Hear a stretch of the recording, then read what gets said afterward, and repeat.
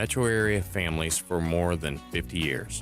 Whether you're adding your first fence or finally creating the outdoor sanctuary you've always wanted, we offer premium vinyl and stunning ornamental options, all designed around your family's specific needs and lifestyle. While other companies struggle with supply delays and rising costs, we've always proudly used all American-made materials, which means better pricing and faster installation for you.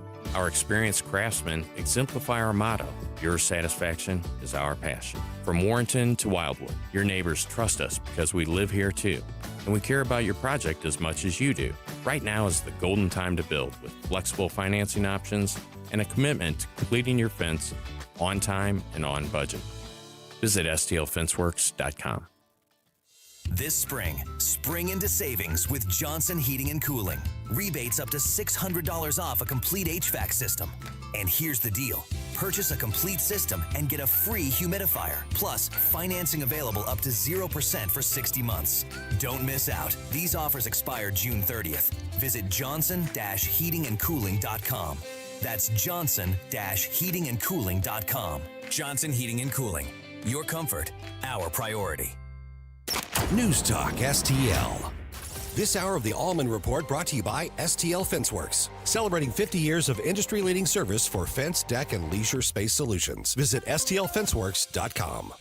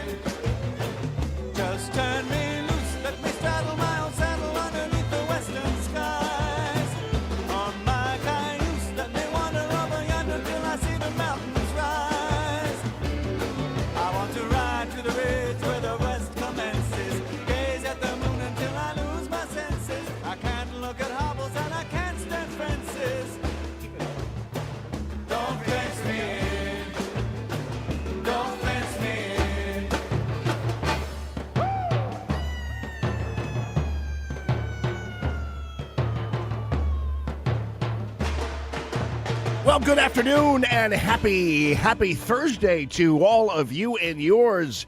It is the 3 Martini Lunch. It's Common Sense Radio. It is the Allman Report on News Talk STL. Jamie Allman here with you and Ashlyn over there. And watch out, people, because I just learned that people make food a recipe where you use zucchini flowers and you stuff them with cheese and fry them. I saw it on the internet. And as usual, whenever I see these recipes on the internet, because I'm growing zucchinis, I try them, and they're never the same as they look, because some people say, well, that's AI or whatever.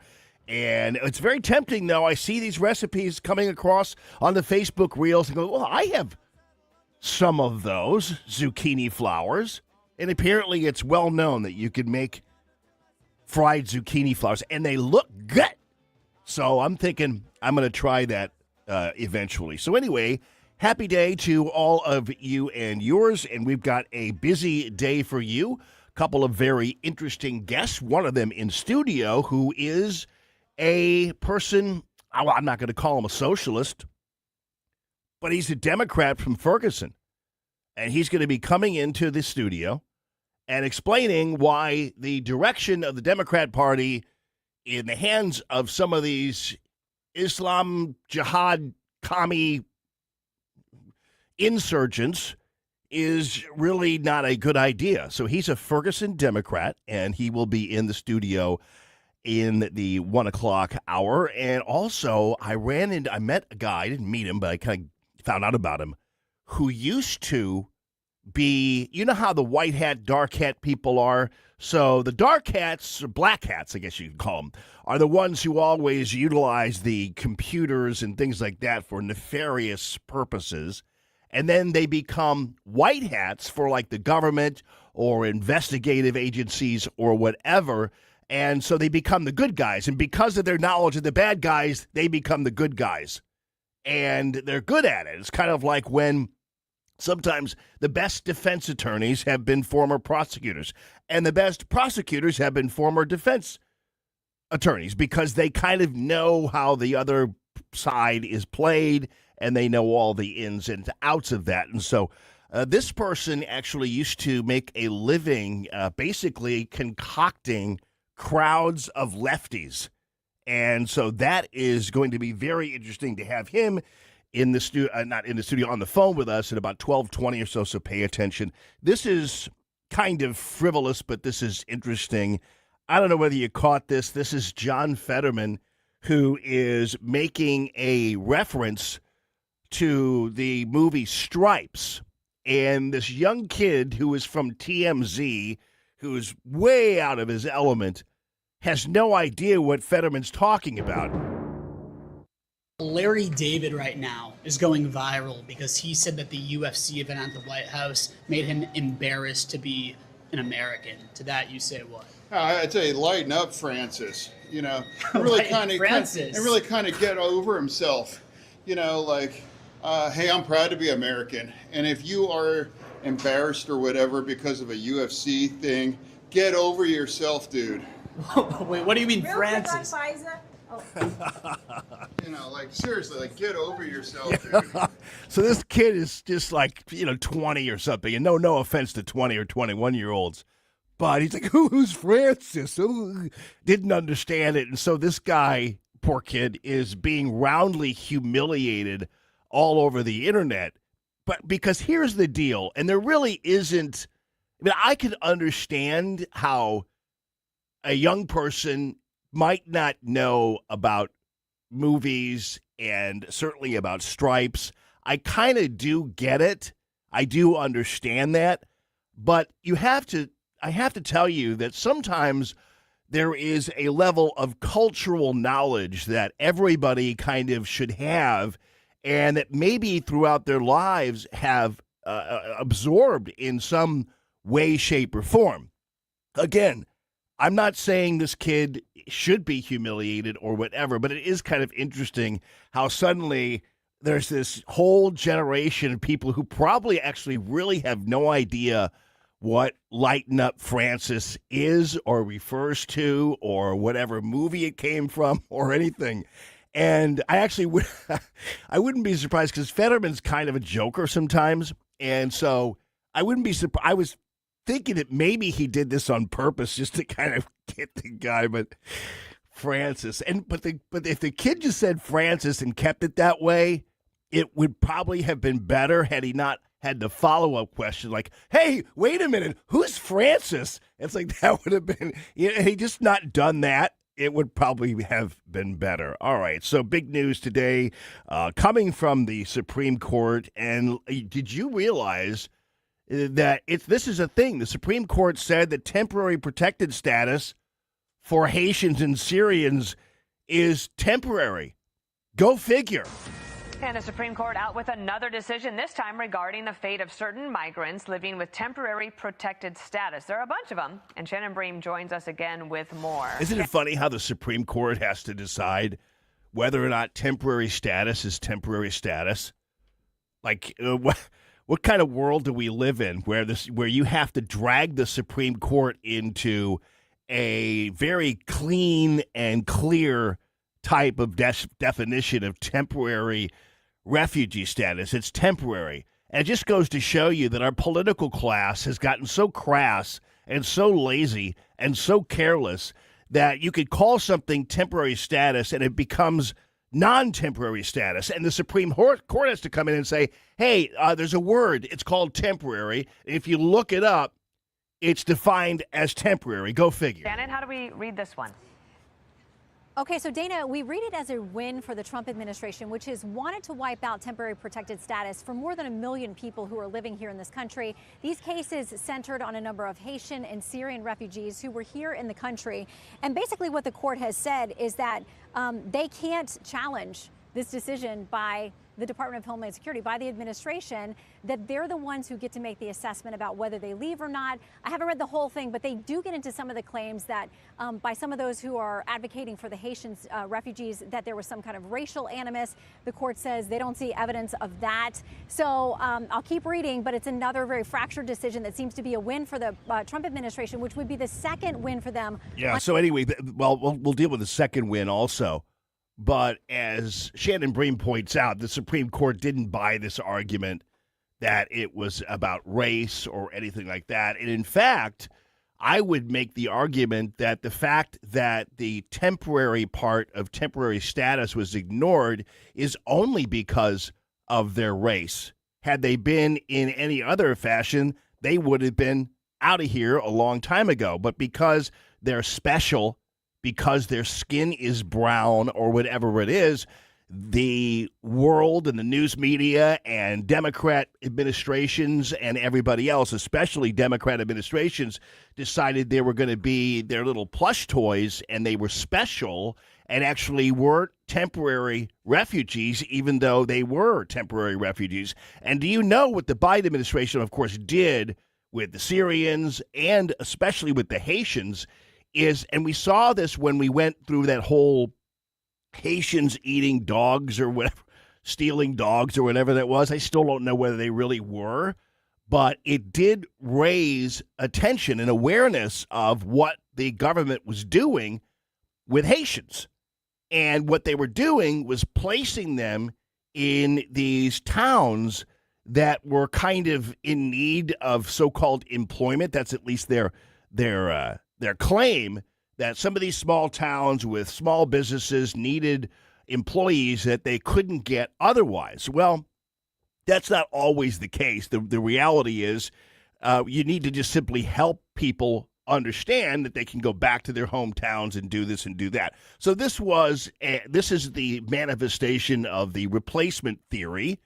And that's what the Democrat Party wanted to do. So you had all these Haitians moving into these small towns, especially, for instance, in Ohio for some reason. They were all in Ohio, and they were occupying these small towns and basically taking all the jobs because, of course, they were probably cheap labor, too. And therefore, they were no longer having to be temporary people. They were just kind of moved in here. So, yeah, I mean, but when the argument was, well, you just don't want them to be temporary because of their race. It's like, no, we don't want them to be temporary because that's what they are, temporary. They came here as temporary status refugees. So actually the opposite is true. The reality is because they're Syrian and because they're Haitian, everybody decided that temporary didn't mean anything anymore, and it became permanent because they're special. You know, this is how diversity works in this country. It's really not diversity at all. The aim is actually not to have diversity, especially when it comes to white people or anything else. So that's what this is. That's what this was all about. I'm surprised they even tried to make that claim that it was racial. It was racial, but it was racial in terms of them getting kid-gloved when it comes to being temporary. On immigration, that earlier decision that we talked about that came out just a few minutes ago saying that if you get to the Mexico border but you don't make it onto U.S. soil, you can't file an asylum claim. So the Trump administration has to be happy about what they've gotten today. We've still got 8 opinions left, and it looks like Monday will be our next so Monday is going to be the big day. And this is going to be super important because we're hearing rumblings, especially from the Democrat Party, that let's just pretend once President Trump leaves office and maybe the Democrats take control, which clearly, check with Steve Templeton over at Channel 4 and see when hell is going to freeze over. These clowns won't be in the White House for decades if everything goes right. But anyway, what they're trying to insinuate is, well, once Trump is gone or when the Democrats are gone or the Republicans are gone, we're just going to open up the border again. Well, it doesn't matter what they do. The Supreme Court has already declared that if you decide someone is permanent after you've invited them here as temporary, you are violating the Constitution, violating the law. When it comes to stepping over here on soil here, you are going to be turned away. And in fact, the people at the border are mandated now to turn these people away because that is the law.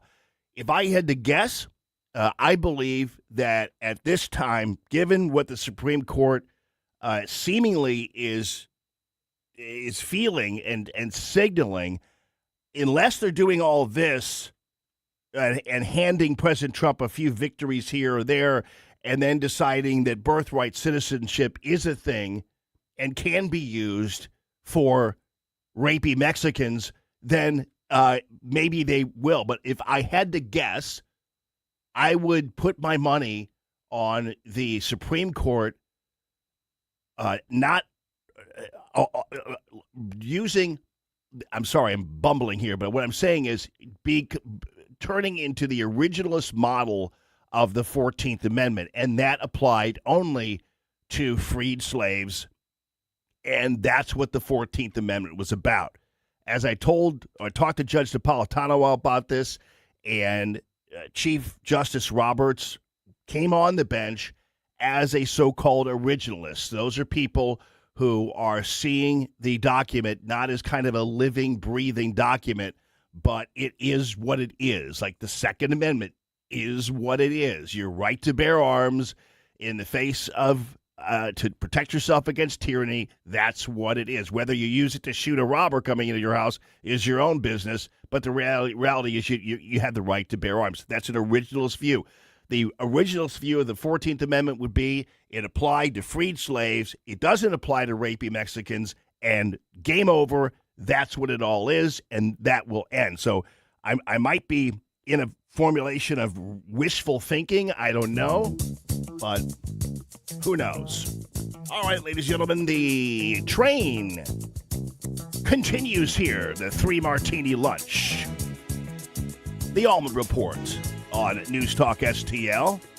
You know, there are people who do when I wake up in the morning, love, crowd hiring. This guy knows. and the sunlight hurts my eyes, The paid protester type of thing.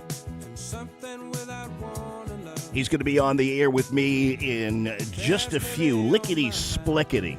Happy Thursday to all of you I look at and yours. and the world's alright with me. Just one look at you, and I know it's gonna be a lovely day.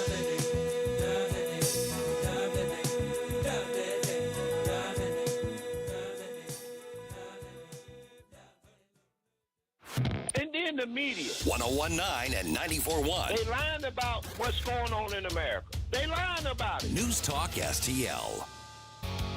When you count on Connor, you're getting the timeless American values that have guided our company from day one. Hard work, impeccable service, and honesty. Connor Roofing, you aren't just getting a roof, you're getting safeguarded by a neighbor who cares. When you count on Connor, you're receiving protection for your home, your family, and your peace of mind. Visit ConnorRoofing.com. Hey, it's Susie Moore for Window World. Did you know that in just over the last 20 years, Window World of St. Louis has improved the look and thermal efficiency for over 80,000 customers in St. Louis? Plus, Window World windows come with a lifetime warranty that covers all parts, glass breakage, and labor. And now, Window World is offering 36 months, same as cash financing with approved credit. Call them today at 800-GET-WINDOWS for a free in-home, no-pressure estimate. That's Window World at 800-GET-WINDOWS. They're the preferred window of the St. Louis Blues. It's a brand new show on News Talk STL. JC's Sunday Showgram. Why did the Today Show's Brian Gumbel get yanked off a St. Louis golf course this week in 1985? Then it's back to Collinsville and the ketchup bottle in 2000 when native Michael Stipe of REM got a little mixed up. Also, we fly over Busch Stadium with a banner that says, JC says the Mets are pound scum this week in 1987. All brought to you by the Weber Automotive Group. Sunday morning, 7 to 9. Then podcast each Monday on NewsTalkSTL.com. Hey, it's Columbo reminding you that when the fish are biting, gear up with the best at Bluff City Outdoors. They have a huge selection of all the gear you need for your next trip on the water, including great products from all the top brands in the industry like Mega Bass, Mad Cats, Penn, and more. Plus, join us every Saturday at 11 a.m. on the Bluff City Outdoors show for great conversation and the local fishing report. Open 7 days a week, 1 mile east of Fast Eddie's at 2813 East Broadway in Alton. Follow them on Facebook and at BluffCityOutdoors.com. Do you know why I endorse Cafe Napoli, all the locations? Visit any of them, and you will quickly appreciate the quality of food, service, atmosphere. So maybe I'll see you at Cafe Napoli in Clayton, Napoli Kirkwood, Napoli 2 in Town and Country, Napoli 3 in St. Charles, right next door to Napoli C. Or maybe you'll find me at Napoli Brothers Pizza and Pasta in the Chesterfield Valley. Now you know why I endorse Napoli, NapoliSTL.com. This is Larry Connor's commentary on News Talk STL. With the recent New York City congressional elections, Congress is going to be filled with dirt bags. You heard me, dirt bags. Not my claim, but I agree with it. They were made by Democrat Senator from Pennsylvania, Fetterman. He calls the progressive candidates who won dirt bags. Endorsed by Mayor Mondami, they clearly identify as Democratic Socialist. Fetterman said the people they're running out of office are good traditional kinds of Democrats you would expect in New York City. These are not traditional Democrats. Senator Fetterman said, "This is the dancing days of the dirtbag left. These candidates are outrageous, wanting to abolish ICE, police, the border." Recently, Fetterman accused these candidates of being the pro-Hamas wing of Democrats. Democrat Senator Cory Booker was asked, "What do you think of Senator Fetterman calling fellow Democrats dirtbags?" He just laughed and said, "If you want to heal the country, you can't be picking fights," adding the Democrat Party is a big tent party. So that suggests Booker is willing to accept dirtbags, Hamas sympathizers, anyone who can take over Congress and the White House and win it back from Trump. Get more Larry Connors on Larry Connors USA. Tonight at 6 on News Talk STL. News, analysis, opinion. Kuwait coming under attack from Iranian missiles. The negotiation itself is going very well. Our demands here are pretty simple. Don't make nuclear bombs. 101.9 and 94.1. Number one for conservative talk. News Talk STL. The Allman Report, sponsored by Gemini Wealth Group.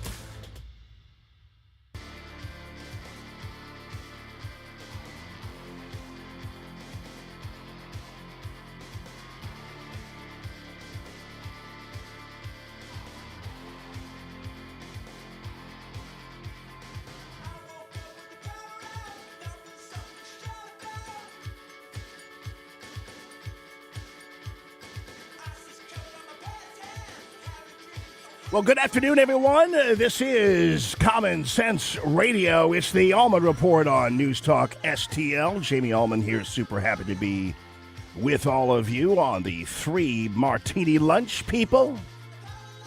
Ashton over there, and really super interesting. I got this email, and it was really intriguing.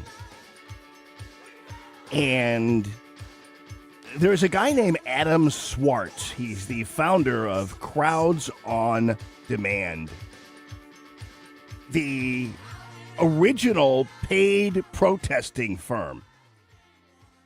And I'm like, that's interesting.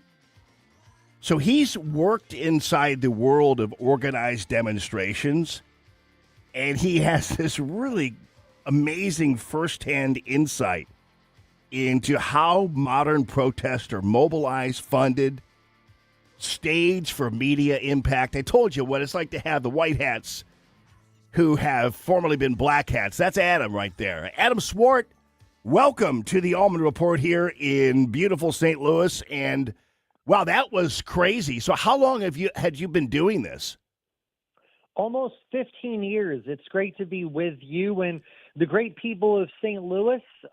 Great city, very poorly managed, but an otherwise beautiful place. Yeah, I know, buddy. I know. And you've been around the block. I actually saw you not too long ago on Fox and Friends. And so, because we needed an insight into what's been going on with the ICE protests and things like that? Because most of us, when we look at the TV and or even some of the pro-Palestine protests, we look at the TV and we're like, wow, who are these people? I don't see these people like running around in my normal life. They seemingly come out of nowhere. They seemingly come out of central casting. So what's the real story about these paid protests and how this all works? Well, first of all, it's important to separate between lawful protests and unlawful forms of protest, right? So first of all, obviously I'm the CEO of Crowds on Demand. We're the largest protest company, but we only do lawful protests. So there's a difference between being paid to do a lawful protest, which I think of a protest as more like an ad. You're trying to get publicity for your cause. But some of what you see, these are unlawful forms of protest: vandalism, rioting, looting, blocking police, whatever, right? Blocking the street without a permit, right? Those are unlawful. So it's important, first of all, that we separate those things and completely condemn what is unlawful. And then if we want to unpack the lawful stuff, there's a ton of money behind practically any protest you see. It's impossible to organize simply to organize a protest requires a lot of money, and that doesn't matter if that's a cause you like or it's a cause you don't like. So do you organize both liberal protests and conservative protests? Like, give me an example of something Crowds on Demand has been behind. Yeah, so what I like to do, I'm a political independent. I got my start as a Democrat, but left that party, but certainly don't associate with the Republican Party. But I've worked on behalf of liberal and conservative groups, but obviously not on the same issue. And a lot of what I try to do is nuanced, common sense kind of issues. Like, we've taken on malfeasance in hospital systems. We've taken on big tech. We did the Delete Facebook campaign. So this was a national campaign holding Facebook accountable for misusing customer data, for treating its users like commodities, for even like creating the conditions that led to ethnic cleansing in Myanmar, right? It was a very unethical company, right? And it still is. And we actually created a campaign that was so kind of pervasive around the country for a few years that they changed their name to Meta shortly thereafter because the Facebook name was so associated with kind of trash.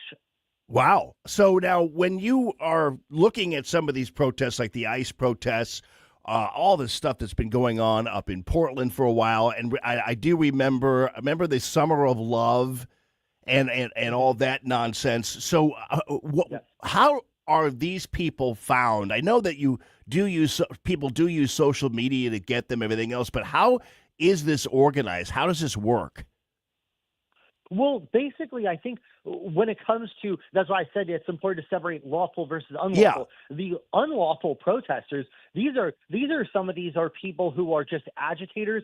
Some of them are paid, and actually a surprising number of them actually just loot, and basically they attach themselves to any kind of movement, right, left, or in between, and they use these massive protest riots as an opportunity to loot or to do other really bad things. Like if you look at what happened in Kenosha with Kyle Rittenhouse, you saw the people who were involved in that riot who kind of attacked Rittenhouse, right? And you saw who they were and what their kind of very, very deeply disturbing record are. So some of them are just really disturbed people, and others might actually be getting paid for it. But what I've always said is we need to find out who's actually paying them, because some of the people, like if you see bricks being distributed, that's expensive. If you see tactical gear being distributed, that's expensive. Someone is paying, but you have to actually trace it and do the hard work of actually tracing each source. And they haven't really done that so far. Yeah. So in the end, and I guess really one of the things that I was able to look at when it came to getting briefed on what you do and Crowds on Demand, are you seeing more of a trend where your value is more at a local level or maybe a particular state issue or municipality issue, whatever, as opposed to some of these bigger national types of protests? That's right, and I'll tell you why. Because these national protests were just adding to the noise. So, let's just take Israel-Palestine, for example, right? Okay, you got 10,000 people on one side and 10,000 people on the other side. So let's just say I provide another 10,000. Well, what's that going to do? I would rather use our resources to advance more nuanced issues where 100 people can make a difference, right? And 100 people can make a big difference in a local issue, right? And in a way that they can't in national issues. So a lot of what we do is local issues, and a lot of them are just common sense issues. Like I said, unscrupulous medical providers, a business that's cheating its customers, right? Those type of issues, right? Insurance companies that deny claims on a regular basis, right? Unfairly. These are kind of issues that really transcend political party. But the problem is in America, there are three avenues to kind of get justice lawfully, right? You can try to lobby your elected representatives, but you have to keep in mind a lot of big interests already own your representatives, right, from both parties. Number two, you can sue, but the same problem applies. Those representatives wrote the laws to often disadvantage you, right? So the beautiful thing about this country is we have the right lawfully to protest, right? You can lawfully protest outside Mark Zuckerberg's estate, right? You can lawfully protest your congressman saying, we need this, or your city council person. So we actually have a wide latitude to be able to do a lot of this stuff. And that's the real power of protest, is to get action quickly. Because the other thing is the legal system is set up to take 10 years, right? And a lot of people don't have that amount of time, but with public kind of pressure advocacy campaigns, you can get results in weeks and months instead of years and decades. Adam Swart is the CEO of Crowds on Demand. So while you're talking about that, and while we can let's separate the performative outrage things that we've been seeing that the news media is so attracted to all the time because of its spectacle, because it's easy to cover. We had that situation here in Ferguson where it was almost like a sound stage that the news media created. But I want to move on to something that attracts me as a conservative, because what happens is oftentimes conservatives associate kind of protests in a bad way because we see all these crazy loons, these Antifa loons doing what they do, and we don't want to be associated with them. But at the same time, a good old-fashioned conservative protest is not a bad idea, because I don't think we would have had the American Revolution had we not had the Tea Party up there in the Boston Harbor, that kind of thing. And when you're talking, I'm thinking about, like here in Missouri, we have a real issue with property taxes. And it reminds me of the property tax revolt in California. And I think that you kind of are opening up a thought process, I think, at least with me, of conservatives saying, yeah, we gathered. I mean, I remember gathering during the COVID thing, and we went to Jefferson City, the capital of Missouri here, and we marched against the COVID restrictions and everything else. We had these mama bears in St. Louis County who were protesting against the COVID restrictions on their kids and their athletics, all that kind of thing. And so I like the idea of, first of all, the peaceful protest, but man, I could give you 5 different topics that a conservative like me would hit the streets on. Correct. And this is the thing, is a lot of times conservatives have not used these strategies enough. And I wouldn't even say I say it's common sense, because a lot of what we do is simply common sense. There's liberal common sense, there's conservative common sense. So yeah, stop pushing back against exorbitant property increases. I said at the start of this show, St. Louis, a beautiful city, but terribly run. Why is TWA gone? Why are the Rams gone, right? Why are so many other Fortune 500s gone? Why are there office buildings in downtown that can't be filled, right? And I'm not attributing it just to taxes, but there are real-world consequences for some of the decisions that the government has made over the years, right? And that goes in a lot of other cities. So a lot of what we do is, this is common sense. This isn't I am not a partisan, but I like to take on these issues. That the way that I look at it is that if I talk to 10 people, 7 or 8 of them would say, once I pitch them on it, yes, I agree with you, right? And those are the best issues to take on. The problem is that you have a vocal minority that often gets what they want. If I can give you a Los Angeles example, there was a bill in the LA City Council for something that was saying we don't want sex offenders to be able to camp near schools. Right? That sounds pretty common sense. I have a lot of MAGA friends. I have a lot of liberal friends. I don't know anyone who would oppose that. And yet 300 demonstrators stormed LA City Council in opposition to this idea, something that is so self-evident, right? And there weren't people in there in support of it. Why? Because I think most people assume that this would already be the law, right? So you need the problem is that a lot of times a vocal minority, and yes, sometimes it's on the left and sometimes it's on the right, can often get what they want against the will of the broader population. And that's what companies like Crowds on Demand actually exist to serve. Yeah, because normally most people would ever in any way, shape, or form, we see these people all gathering. Like how in the world... Oh, and I understand maybe some people, but I remember during the Doge cuts, it's like, wow, how do you get people out on the street protesting cuts of government waste? Like, how do you get that many people out there? And I have a feeling that a lot of these people are people who are either paid or bussed in or part of some organization like some public employees union or something. And you can always tell those because they always have the ugly colored T-shirts, the orange T-shirts or whatever.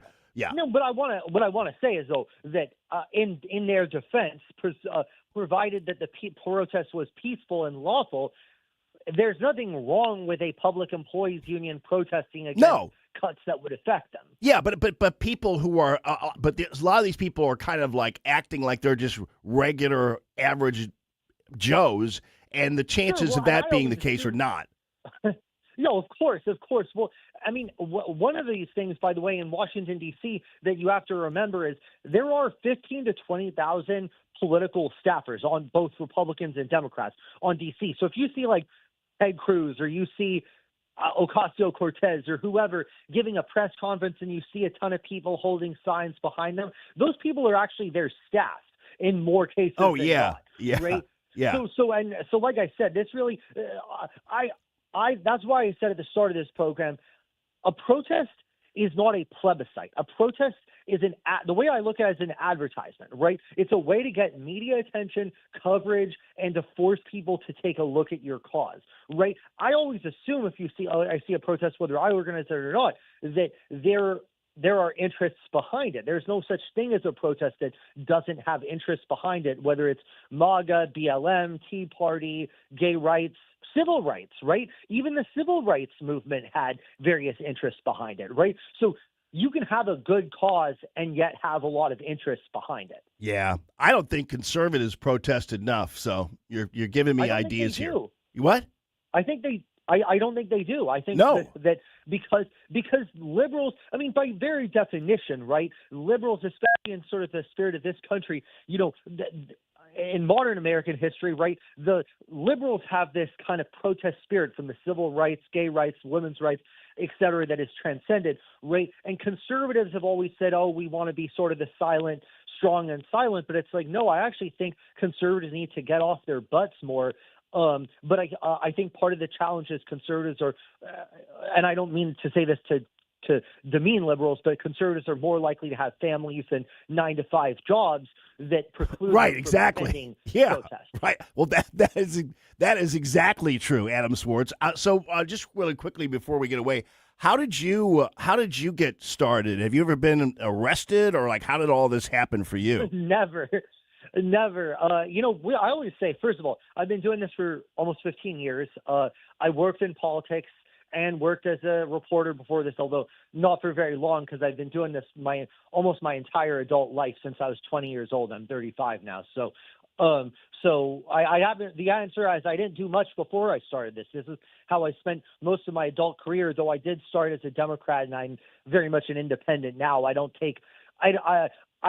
dedicated to not associate myself with either party because I don't like to take orders from corrupt party establishments. I like to take on issues and issues may associate with one party or another, and that's fine. But it's a party is a temporary coalition.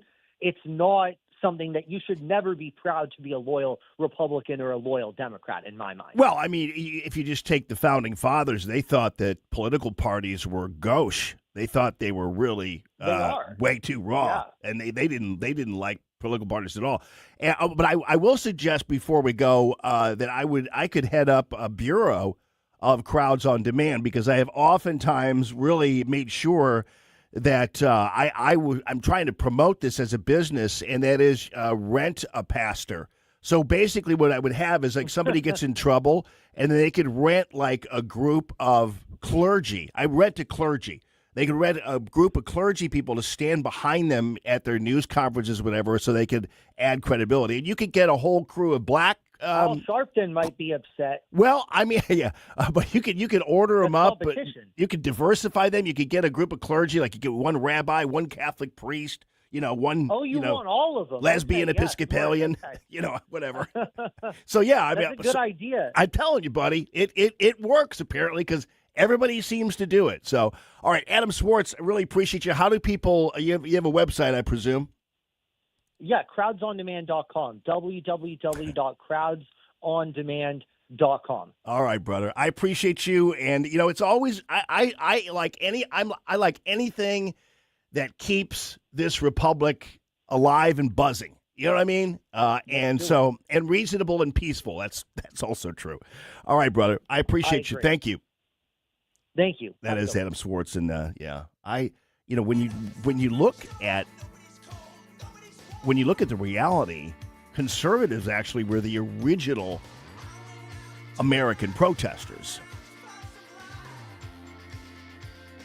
We're the ones that dumped the tea into the Boston Harbor. The modern day liberal would have been a loyalist to the crown. I mean, you do understand that almost half of the colonists didn't want to revolt. That would have been the liberals. I guarantee you. We would have been the Minutemen. We would have been in Boston. We would have been the ones confronting the British soldiers who were taking our longshoremen jobs that got Crispus Attucks killed. We shouldn't forget that, I think. I think we should remember that we were the original people who hit the streets. So never forget, people. It's Common Sense Radio. It's the Allman Report on News Talk STL.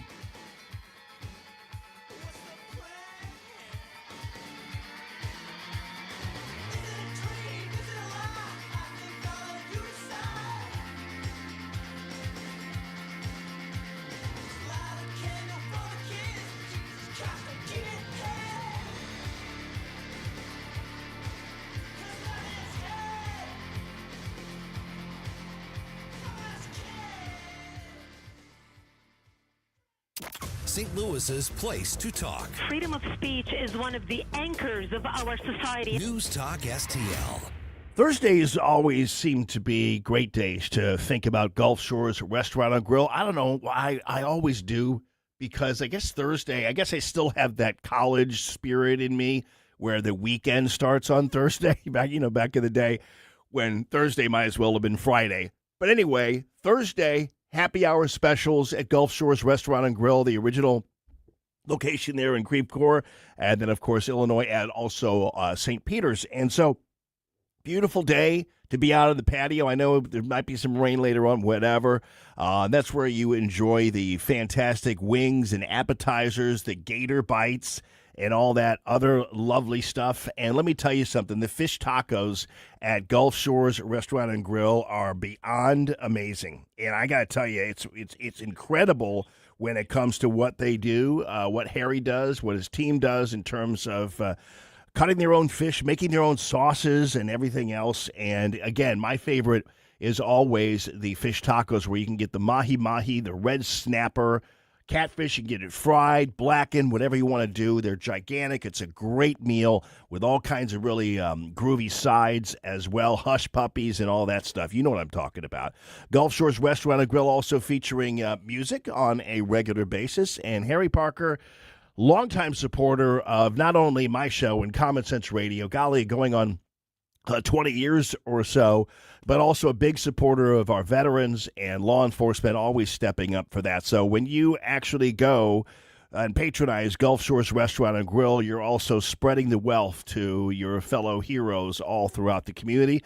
Don't forget also about the food truck. You can hire the Gulf Shores Restaurant and Grill food truck for any kind of event you might happen to have, or you go to GulfShoresRestaurantandGrill.com and find out where it's at on any given day and go meet up with it and grab something outside, whatever you want to do. GulfShoresRestaurantandGrill.com. Looking to celebrate the 4th of July with a bang? Then look no further than Powder Monkey Fireworks. We've got bottle rockets, fountains, cakes, mortars. Our selection is endless with low prices and no gimmicks. Our friendly, knowledgeable staff will help you choose the perfect fireworks to make your holiday unforgettable. You'll go bananas at Powder Monkey, Highway 94 in St. Charles, on Westwood in Weldon Spring, and on Brendel in Rocky Mount. Don't want to fight the crowds? Order online at powdermonkeyfireworks.com. Tony Colombo here for Gutter Pros and Exteriors, your all-in-one service team that brings years of experience and quality that's affordable right to your doorstep. Christine and I discovered Gutter Pros and Exteriors when we bought our home and inherited a gutter problem.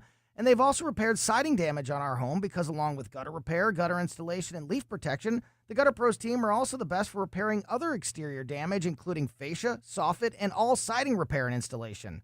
Learn about all the ways Gutter Pros and Exteriors can help your home or business right now at gutterpros.com.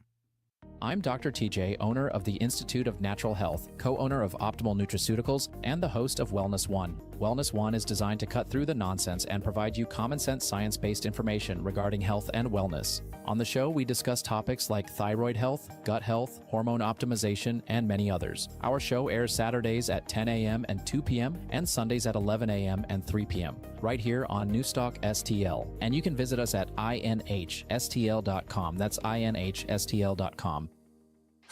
Bill, that's a big smile for an old politician.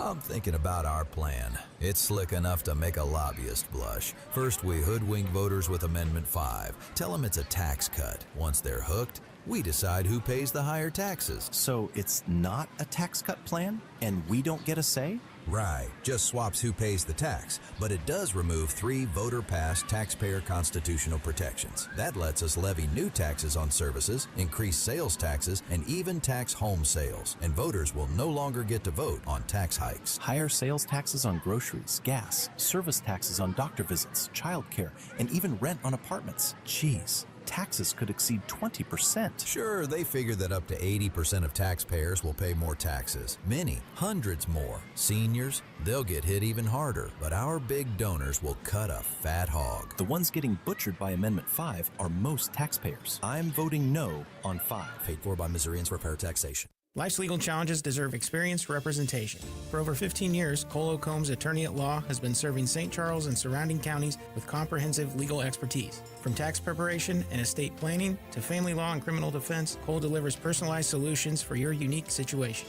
You have traffic tickets, need a business formation, real estate matters, one call will handle it all. Cole O. Combs Attorney at Law. Call 636-949-0010 extension 3 today or visit colecombs-law.com.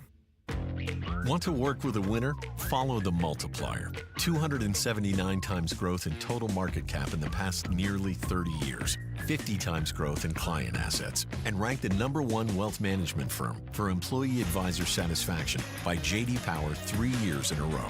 Choose a winner. Choose Stifel, where success meets success. Stifel Nicholas & Company Incorporated. Member SIPC and NYSE. For J.D. Power 2025 award information, visit jdpower.com/awards. Colombo and Company. President Trump has put the Save America Act back at the top of his priority list, ruffling some feathers in D.C. We'll discuss it Thursday, plus Virginia Cruda from the Daily Wire and Dr. Randy Tobler. Live and local, weekdays at 2 on Newstalk STL. The Allman Report, sponsored by Clayton Sleep Institute. You look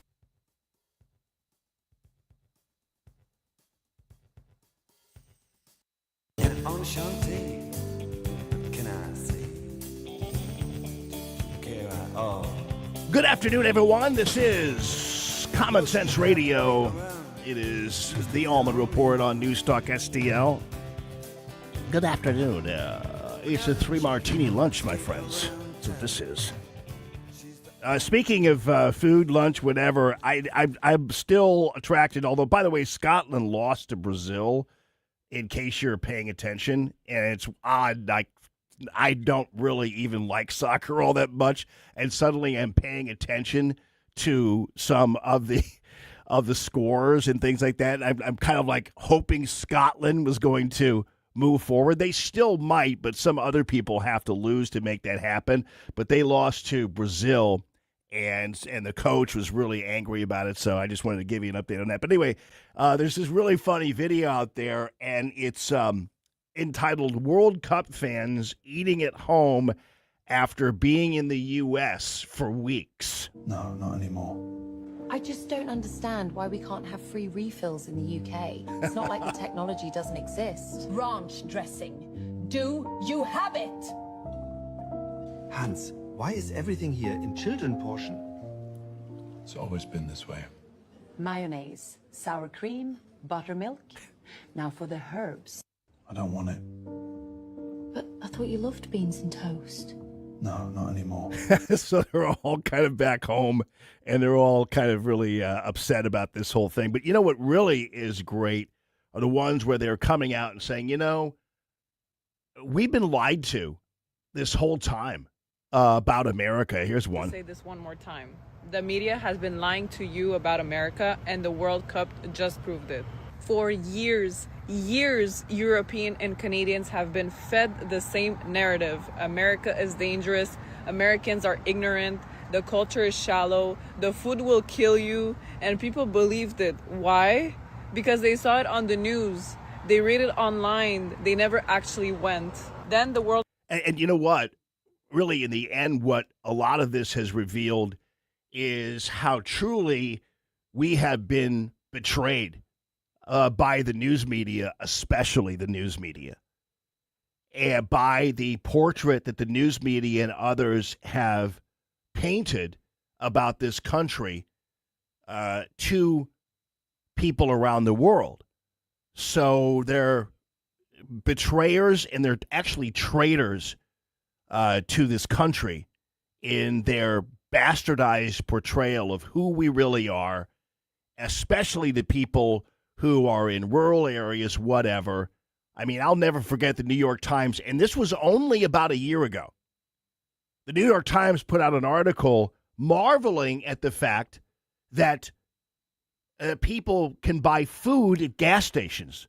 They never even realized that before. It's like, did you know people in the South buy food at gas stations? It's like they're just discovering that.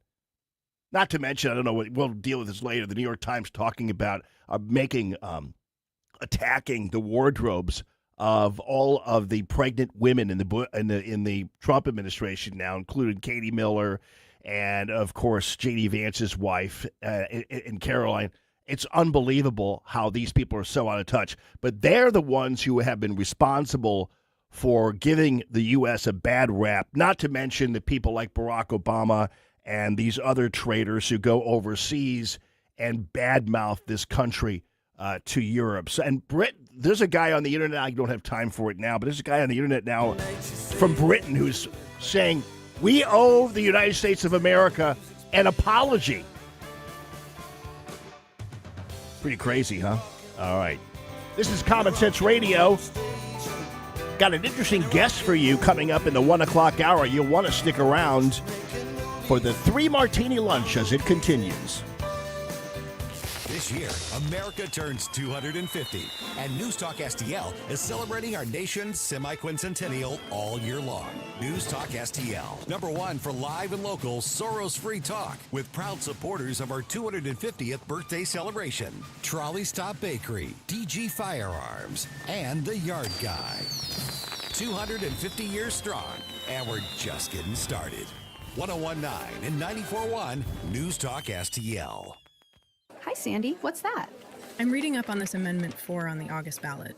What's 4? Amendment 4 absurdly creates a new un-American minority veto power, but only for ballot issues that we citizens put on the ballot. Don't they say it'll protect conservative ideas? Truth gets in the way of their story. Amendment 4 would mean as few as 5% of the most liberal statewide voters in one congressional district could veto any good conservative idea or reform, even when a big majority supports it. That does sound un-American. How did that get on the ballot? The politicians put it there, and it would empower a small minority of liberals. They could stop funding for police, stop tax cuts, or any other common-sense conservative policy we support. Only 5%? One district? That would make it nearly impossible to pass needed reforms or rein in politicians. Yep, Amendment 4 is a misguided power grab by politicians. I'm voting no on Amendment 4. Right. I'm not giving up my constitutional rights. It's a hard no on 4. Paid for by Missourians for Fair Governance. Hey, Colombo here for Intervine, a great local company that has customers all across the country due to the quality of their products. Intervine has the best flashlights, lanterns, headlamps, and even batteries, including the new Monster 2000 Lumen waterproof lantern and the Sentinel 2000 self-defense flashlight.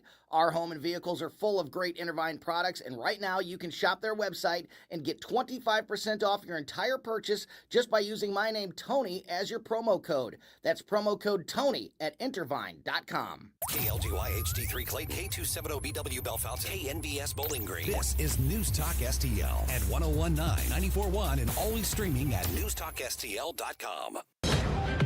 News this hour at Town Hall. I'm Bob Agnew in Washington. Venezuelans searching for survivors today beneath collapsed buildings, and rescue teams are racing to the areas hardest hit by a pair of powerful earthquakes that rocked northern Venezuela, killing at least 188 people and trapping more than 200.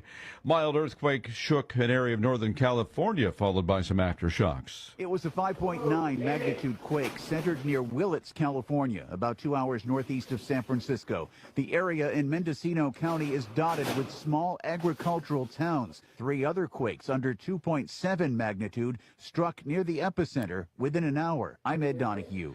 President Trump formally kicked off celebrations for America's 250th anniversary on Wednesday by working to get the country excited again. The president hosting a rally on the National Mall, and he also said that one of the biggest things to report right now is great progress in ending the war with Iran. And last week we signed a historic agreement to end the conflict with Iran, fully open the Strait of Hormuz, and accomplish what no president has ever been able to accomplish before.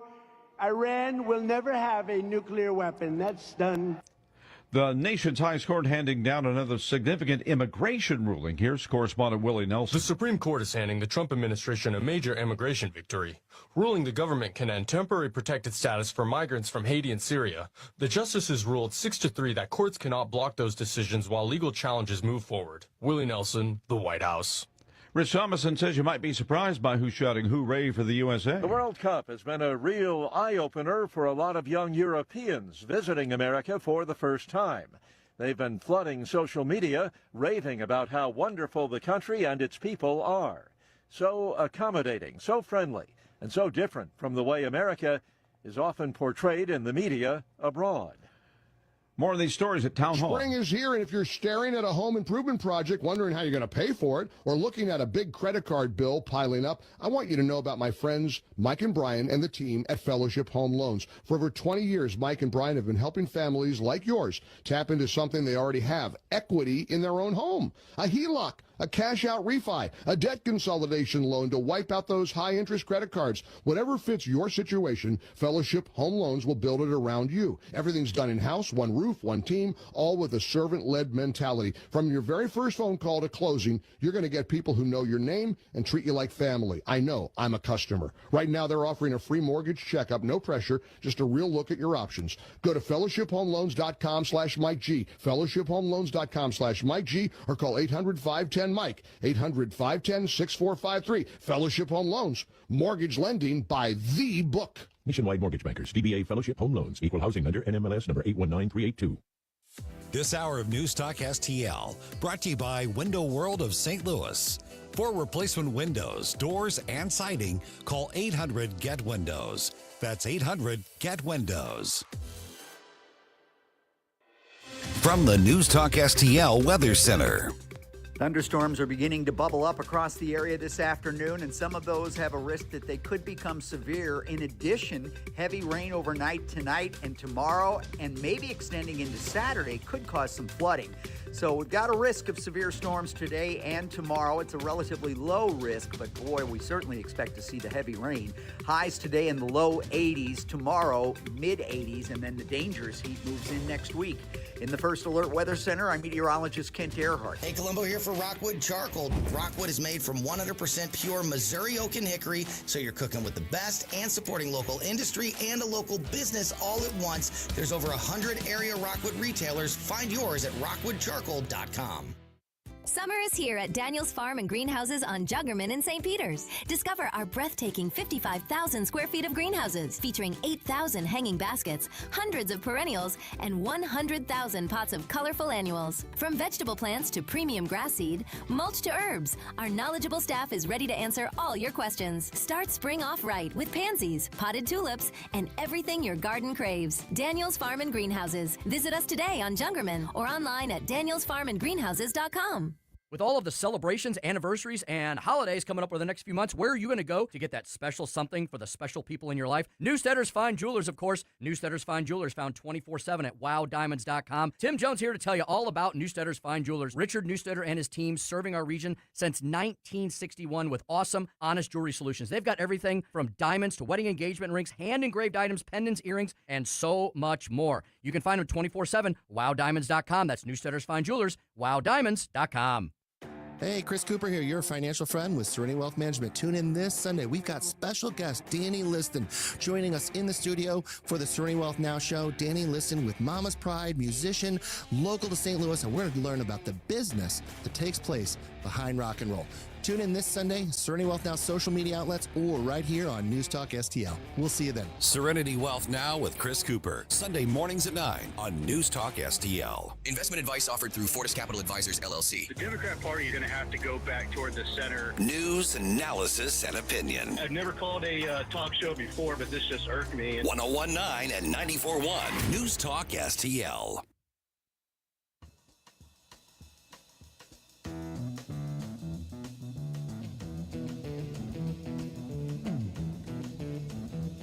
You know the day destroys the night.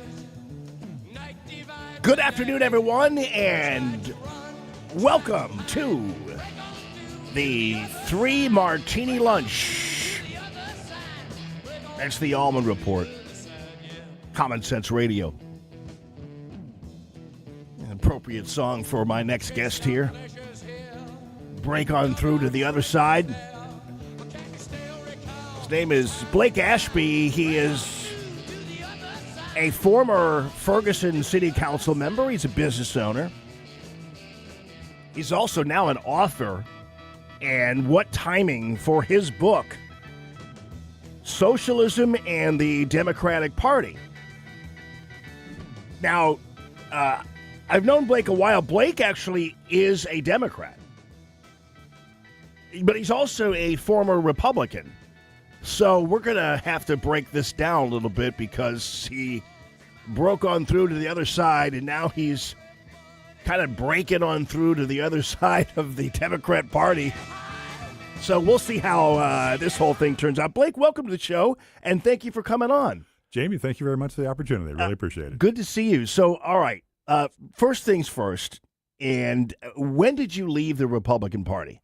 You know, I started voting Democrat a long time ago. I officially joined the Democratic Party about 1.5 years ago. Okay, but you before that you weren't really I was going to say conservative, but we're going to need to talk about that.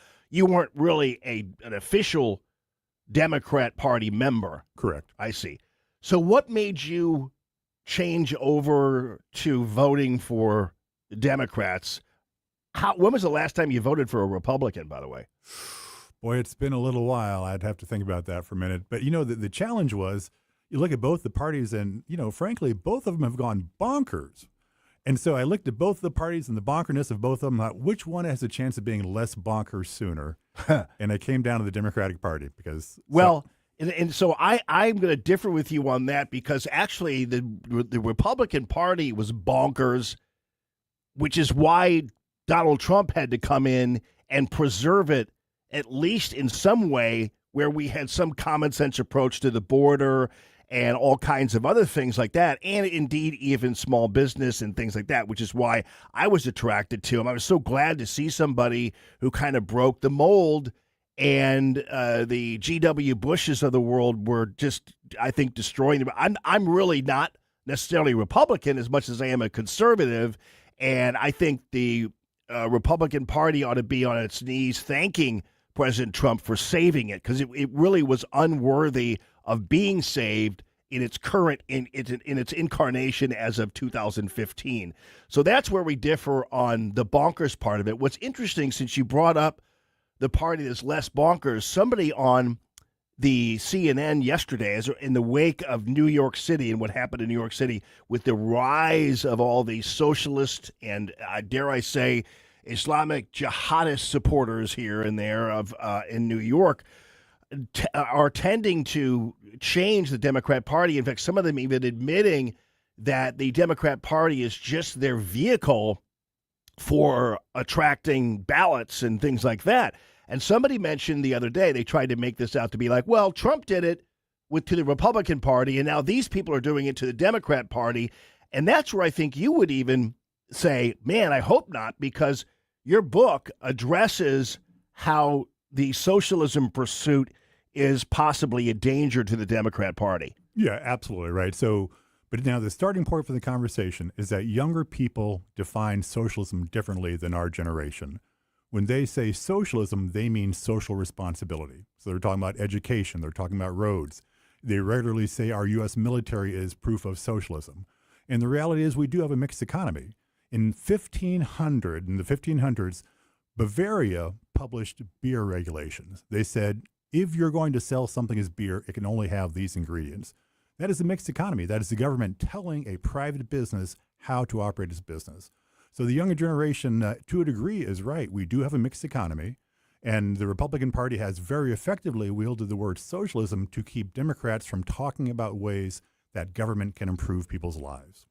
Okay. So socialism, though, these people are clearly, when you talk about it, it's not just a word. These people are absolutely supporting wealth redistribution, even to some degree, some of them in New York, about seizing the property and the incomes of rich people and everything else. So socialism isn't just a word Republicans are using. These people are proudly using it themselves. Okay, but the complexity, right, is who is the last president to call for a government takeover of General Motors? Donald Trump. Donald Trump consistently calls for the federal government to have ownership in businesses.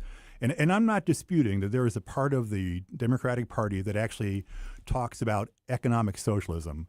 But Mamdani and people like that are not calling for a government takeover of General Motors like Donald Trump did. No, well, wait. The bailout of General Motors happened during the Bush administration as well. I mean, there was a lot of these corporate bailouts back in those days. But Donald Trump keeps on asking for the federal government to get shares of companies. Yeah, well, I think that's certainly something that should be debated, but I don't think that's necessarily socialism. I mean, socialism, in the way these people are talking about it, is absolute, free groceries, free this, free that, free buses. Mamdani's been talking about it in New York for God knows how long. Well, Bloomberg proposed free buses. Lots of people proposed that, but you're right? So there is a split in the Democratic Party. There is a part of the Democratic Party, when they use the word socialism, they mean FDR's New Deal. But there is absolutely a part of the Democratic Party who, frankly, vote for Jill Stein and not for Democrats, who do believe in that complete economic socialism. But the vast majority of young people are not calling for the government to take over General Motors. They're calling for the government to raise minimum wage and do a better job on child care and health care. They're actually trying to get government to do good things to extend equality of opportunity, something we have backed away from. Okay, let's get to daycare. First of all, the increase of the minimum wage has had terrible effects on people in cities where the minimum wage has been increased exponentially. Because what happens is a business, and you being a business owner knows this, a business, when you're forced to increase minimum wage, when it goes from $7 to $15 an hour or $7 to $12 an hour, you know what you're going to do. You're going to say, well, I'm going to keep my same budget as it relates to payroll And that means I have to let some people go. So there were a lot of people who lost their jobs as a result of the increase in the minimum wage. Which cities? Well, St. Louis, you had people in downtown St. Louis when they increased the minimum wage, and you had that happening in Chicago. You had it in San Francisco. Yeah. It hurt people. But it's a mixed message, right? Because they lost a few jobs at the lower end, but they increased buying power for more people. So I'm not disputing, any act of government has an impact on the economy. But it was a mixed impact, and there is something to be said for ensuring that people have the ability to buy groceries and buy rent, right? Henry Ford, raised the wages not because he was a socialist, because he wanted people to be able to buy his cars. So that's the other side of the equation, right? It is the responsibility of government to make sure we all benefit from capitalism. Minimum wage laws are one of the ways we do that, and it is good for our economy. The reason we have the largest economy in the world is because we make sure everybody has buying power. Right. So I'm trying to figure out where I've never seen that written anywhere, that it's the government's responsibility to make sure everybody benefits from capitalism. Where does that come from? The Constitution strongly suggests that it is our response. The whole purpose of civil society is to increase freedom, right? Is that it? Can you agree with that one? Absolutely. Okay. Yeah. And so then the role of government are to do the things necessary to give people that personal freedom. We have never believed in equality of outcomes. We have always believed in equality of opportunity. But the government doesn't give us freedom. We are already free, as ordained by God, as the founding fathers said. So the government isn't in the business of guaranteeing our freedoms. It's in the business of staying out of the way of us being free people. Okay, and whatever the government can do to do that is the way to do it. Okay, but conceptually, that might be something. But in the real world, if government doesn't provide free public education, then kids that are born poor will not have an equal opportunity. If government does not ensure that there are roads that anybody can drive on without tolls, then once again, poor and middle class have fewer opportunities. Yeah, I mean, I agree on that level, because we do always have that age-old tension between the Alexander Hamilton view of the government and the James Madison view of the government. And Alexander Hamilton famously came up with the idea of the general welfare. Which I completely understand. It's in the Constitution. Alexander Hamilton drives me crazy, and he's a bad shot, all those things. But the fact of the matter is, I like Madison's view of government better. But to your point, when it comes to public education, I think that has been kind of settled type of policy, and even with the roads.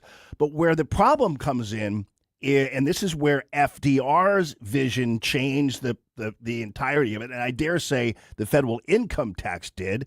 Calvin Coolidge famously said, you passed this federal income tax. It was 10 years after the federal income tax was passed, and he says, looky, what you guys are doing. You're spending, and now everybody has to work a portion of their week just simply to feed the beast, to fund the government. And that was 10 years after 1913, when the federal income tax was instituted. Before all of this, the government taxed vices and everything else. The federal income tax was actually a response to the threat of prohibition, because the federal government taxed vices, and states collected taxes and gave the federal government, put the federal government on a diet. So at that point, whatever the federal government had, as it relates to taxing booze, cigarettes, and something they get from Missouri, they could use for whatever they wanted to do. But that switched over, especially with FDR, to the point where it was never intended, in my opinion, by the founding fathers, or even for that matter, when they passed the federal income tax, that ultimately it would be used to fund daycare, free daycare for people. Because the government's job is not to solidify families. It's not to get involved in, because I know they're always like, it's the government's job to make sure people have as many kids as they can. I don't think so at all. I think people have stopped living within their means, right? I mean, they've stopped living within their means because they don't have to, because the government's always there. Okay, but so one quick historical fact. That time period after FDR was president and implemented, fairly aggressive taxes, was the highest growth period in the history of the United States of America. So it's easy to say we are paying too much for government, But government is a service like anything else. You got to pay for what you get. And the government we had during that time period allowed us to achieve this growth, allowed us to achieve the giant middle class we have. So you can complain about it in concept, but in history, that approach worked. It gave us the economy we have today. Well, I think I will differ with you on the growth, on where the growth came from. And we're talking to Blake Ashby. He is a Democrat, and he's a former councilman there in Ferguson, and wrote a new book about socialism and the Democrat Party. But I think if you look at the timing of the post FDR period, that also was not only the baby boom, but also that there were people coming back from the war.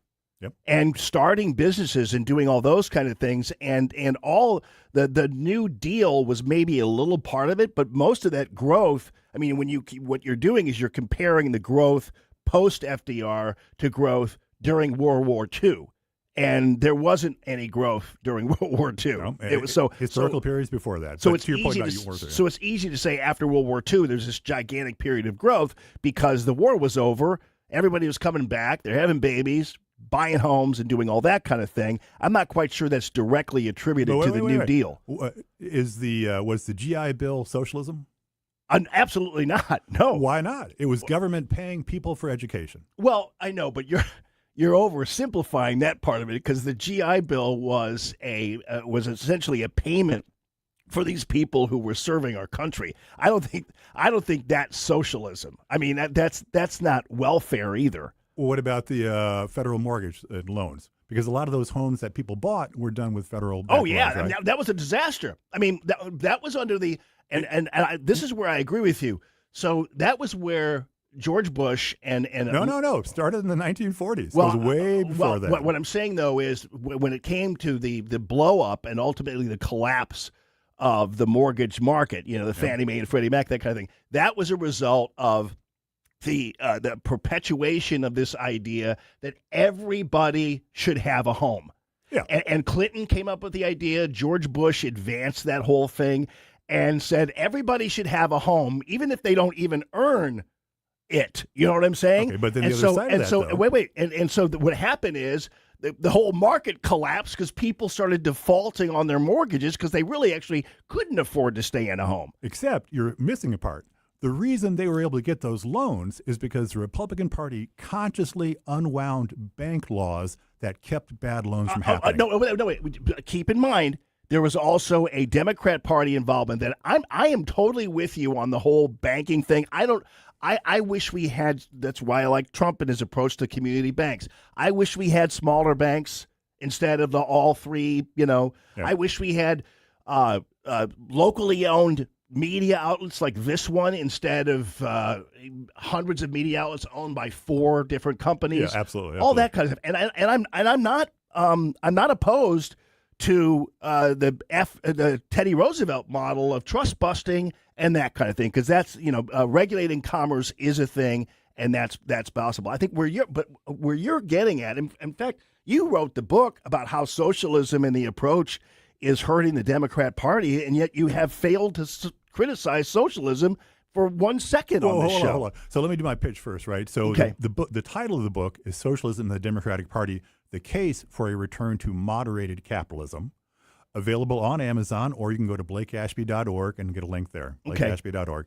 So can I ask you really quickly, like, what is those two words don't seem to go together. Moderated capitalism. Look, moderated capitalism is when we use the power of government, like the Bavarian government did, to moderate the actions of alcohol producers. Moderated capitalism is when the government says you have to have minimum wage laws. It's when it says you can't pollute your neighbor. There are thousands of little things that our government does to ensure. There's an old saying, and you probably heard this: the right to swing your nose, the right to swing your fist ends at my nose. You've heard that, right? Yeah. Old saying. That is what government regulation is. It is keeping one person from causing harm to another person. Pollution laws aren't designed to hurt the company polluting. They're designed to protect the people around that polluting company. Right, but pollution laws, it's more complicated than that, because there are a lot of pollution laws that at one point, even during Obama's time, kept people from digging ditches. to build things, So, I mean, sometimes it can go overboard. Absolutely. And that's where you got to really watch out for it. Yeah, no, absolutely. The case they talked about was it wetlands in Iowa that caused the no two ways about it. Extremists in both parties take reasonable regulations and try and take them to an extreme for an ideological purpose. Right. But the core reason we regulate things is to protect other people. And the whole basis of government is we give up some freedoms to get others. We all give up the freedom to drive on the left-hand side of the road so we can get to where we're going faster and without having accidents. Yeah, I mean, that's just civil cooperation and, of course, the law. Law. I mean, that helps, and driving is a privilege. Well, okay. Well, hey, let me criticize socialism for you real quick. Yes. You asked about that, right? Yeah. So part of the Democratic Party uses the word socialism for social responsibility. There is absolutely a part that still believes what Karl Marx wrote is correct.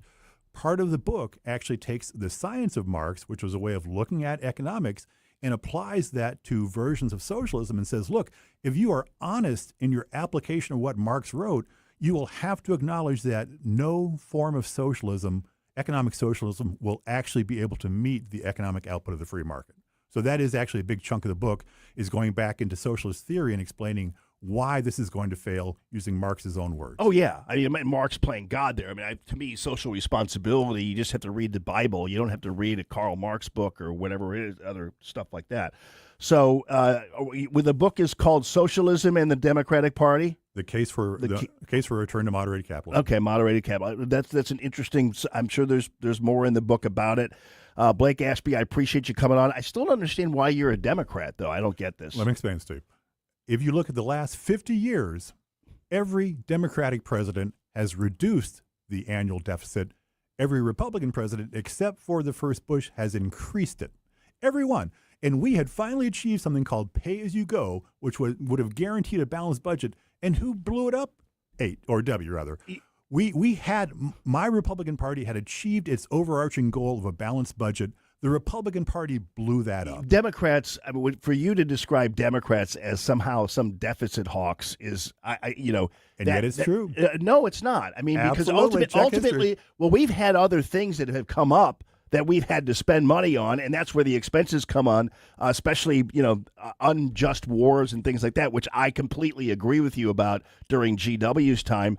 And President Trump's spending, that's why we go in with Doge, everything else, and go and cut the waste, the kind of waste that we have in this country.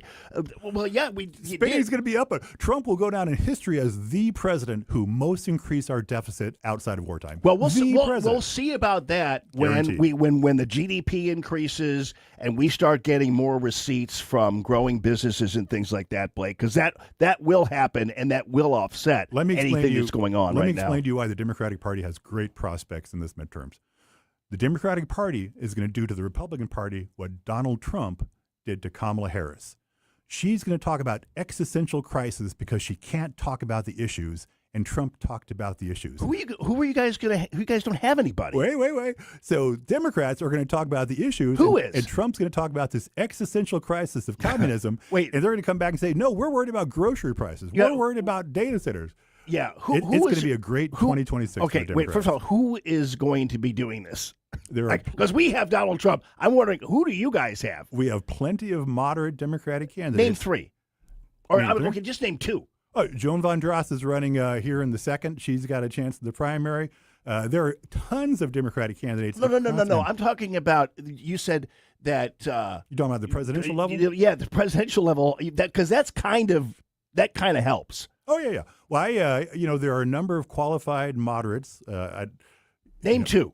Beshears. Just how about that? Who? Andy Governor Beshears. of Kentucky? Yeah. Okay. Nobody knows who Andy Beshear is, but I get it.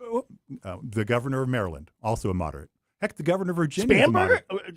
Spanberger's Virginia, but yeah, she's a moderate also. No, Spanberger's a moderate? She has already pissed off the far left. You guys are okay. We'll see. We'll see about that. I just don't see this when you've got people up in New York, and I realize it's only New York, but when you had people up in New York and they're all a bunch of kind of white, liberal women and guys pointing to a screen where supposedly the next black Speaker of the House was talking, and they're saying, "You're next." I So know. you Isn't that guys, wild? you and Joan, and I know Joan because she's a neighbor of mine, actually. I know Joan. She's a good person, but you guys have your work cut out for you. To me, it's the worst time to join the Democrat Party. We'll find out. Is this my only segment, or I get another segment? No, this is your only segment. All right, then I got to do my pitch one more time. Okay, just do it quickly, though. I understood. Socialism and the Democratic Party, the case for a return to moderated capitalism, available on Amazon, or go to blakeashby.org, and there's a link there. Yeah. And thanks a lot, Jamie. I really appreciate it. Democrats always wanting more. Always you got your hand out all the time. Give me There two you segments go. on Give me the two Allman segments. Report. Come on. It'll be great radio. That's extra money. Well, speaking of capitalism. All right, Blake Ashby, thanks a ton, buddy. It's been entertaining. You guys, the 3 Martini lunch continues. It's the Allman Report on News Talk STL.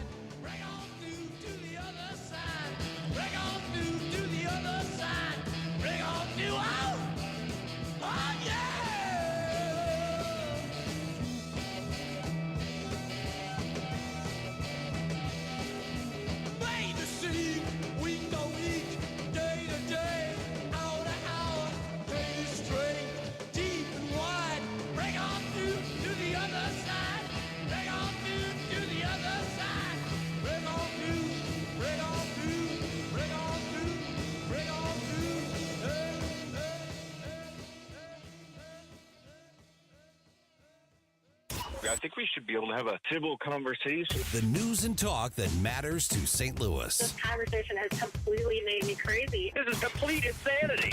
News Talk STL. Grasser Home Services, I got to tell you, Shane and Josh, and these guys are so cool.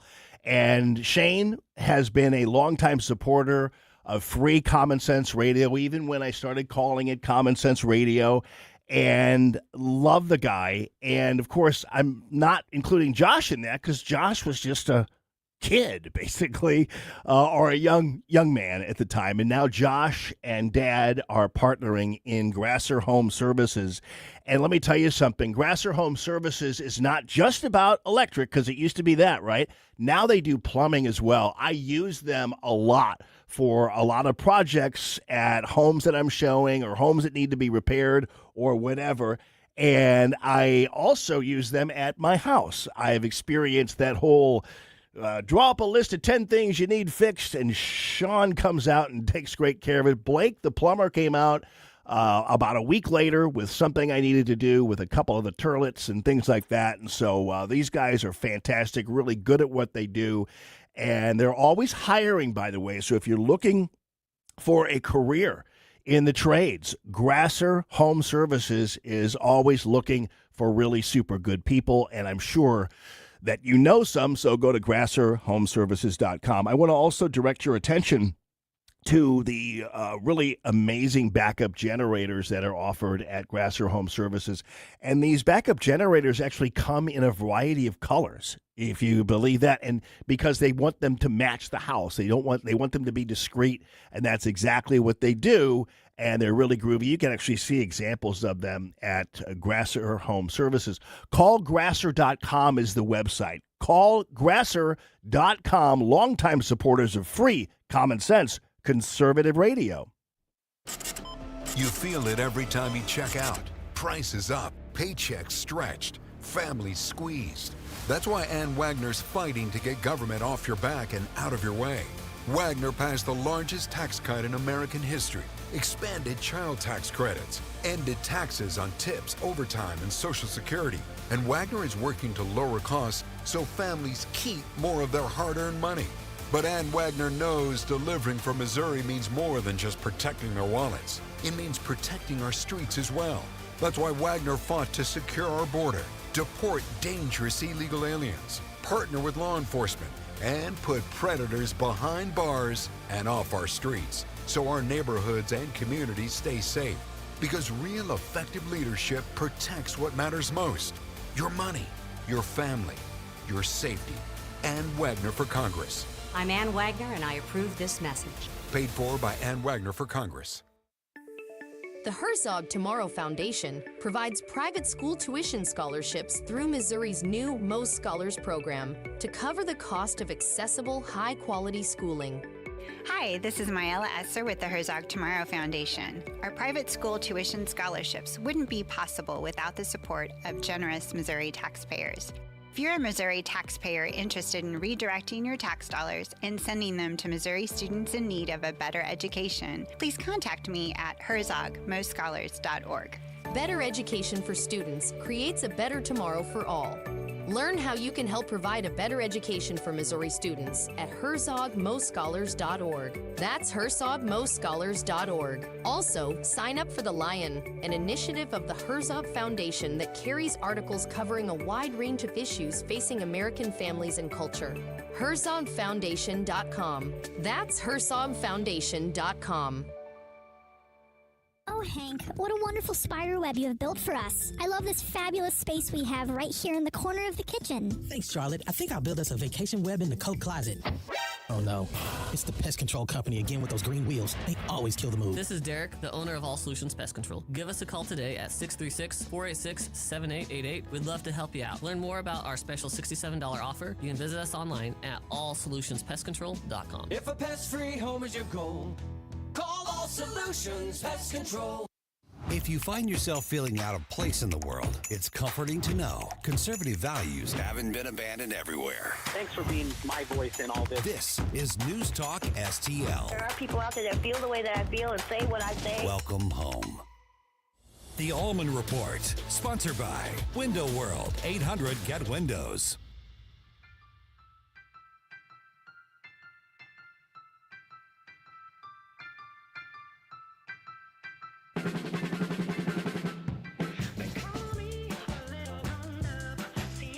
Good afternoon, everyone, and happy to all of you and yours, the 3 Martini Lunch and Common Sense Radio.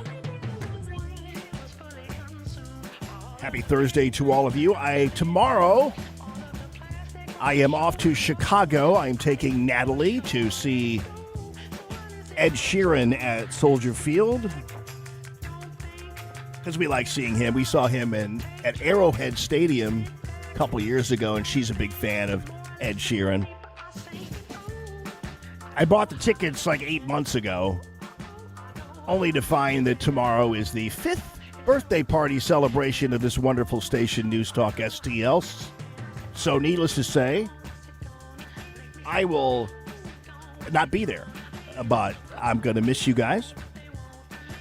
I've been looking forward to this trip with Natalie for a long time, so.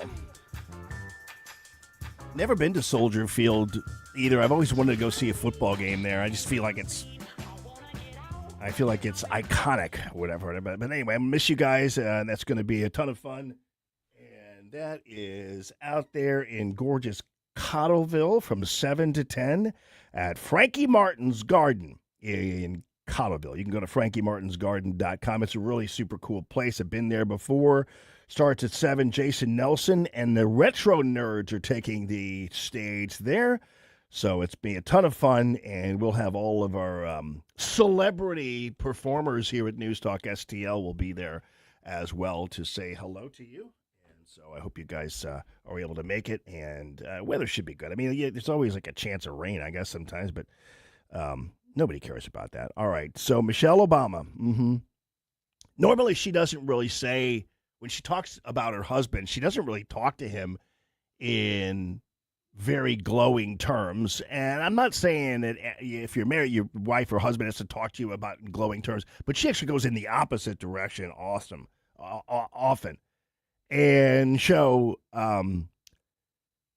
this is, first of all, what's coming out of her mouth here is hard to believe, but I also know exactly what it is. And the Obamas are really good at it, but I'll just let her talk for a second here. He's completely uncomfortable with this thing being about him. I was like, he was just telling me, I think there should be a little less of me here. I was like, well, who should we be talking about? And he was like, Gandhi. And I was like, no, Gandhi will have his own museum. I think people coming here will want to hear about you. So, Yeah, but which means they'll want to hear about me, really, was what Michelle Obama's saying about the library, right? That monstrosity there. But this is what's called a humble brag. You know what a humble brag is? When people, talk to you about how humble they are, but they're kind of bragging about the fact that they're humble, And it's called a humble brag. And the Obamas are really super good at it, and it just is... It's hilarious. Also, by the way, you saw this where Scott Jennings, and this is in regards to our conversation I just had with Blake. So it's interesting how the CNN, these people are trying to see these dirtbag socialists, commies, and jihadi lovers infiltrating the Democrat Party as somehow akin to populists infiltrating the establishment of the Republican Party. That, of course, is a simple-minded way to look at it, and I understand why they're making that analogy, but Scott Jennings will have none of that. In 2016, when Donald Trump ran for the nomination, and he ran as an outsider, and he shook up the party, and he dispensed with all the establishment types, and then he took over the party with all of his extreme views on all sorts of things. And I call them extreme because that's what Republicans called them at the time. So, I mean, this is actually, in some ways, kind of a Trump playbook. No. Well, except Trump wasn't trying to, bring about the downfall of Western civilization like some of these socialist candidates are in the Democratic Party. And so, I mean, look, I'm not a Democrat, but I've been amused at the infighting in New York City today. And some of it is pretty powerful constituencies. I saw a video last night in one of these victory parties of a room full of young white socialists screaming at a television with Hakeem Jeffries on it, who's poised, by the way, to possibly become the first black Speaker of the House, going, "You're next, you're next, you're next." I mean, not a great look for the party. No, it's not. And not like we care.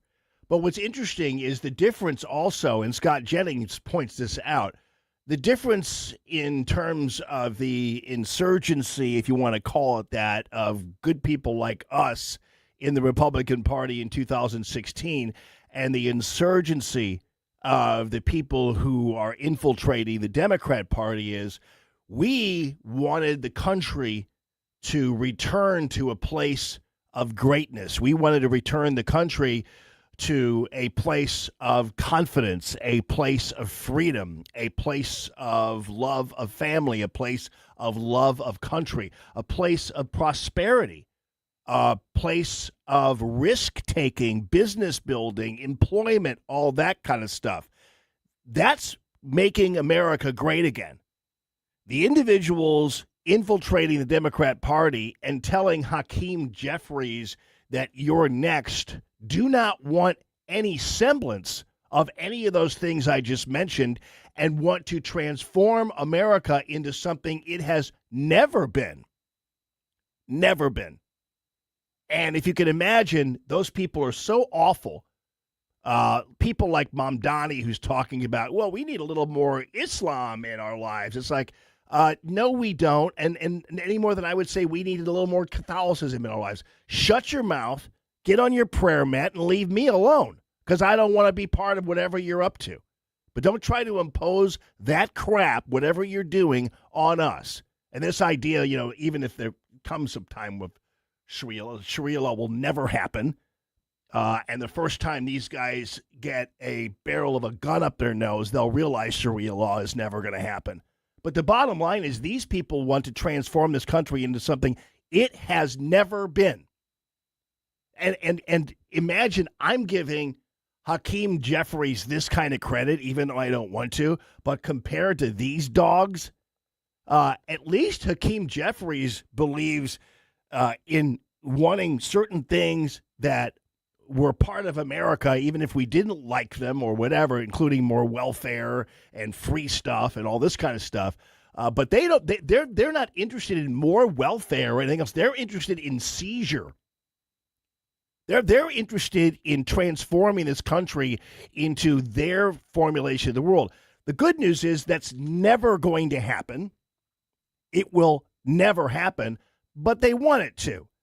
I want them to succeed in leading the party.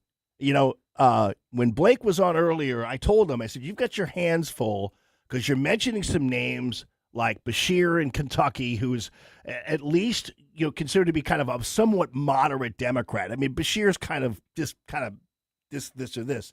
And Joan Van Dras, who I know, who's running for Congress here.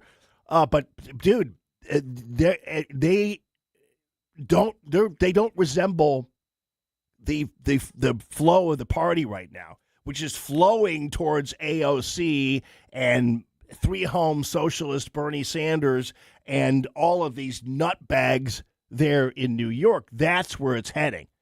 And I didn't feel sorry for George W. Bush and John McCain and all these other clowns who ruined the Republican Party and who betrayed the average working class American. But I do feel sorry for people like Blake Ashby and Joan Van Dras and these other individuals who are honestly the only hope that Democrats are ever going to succeed in this country.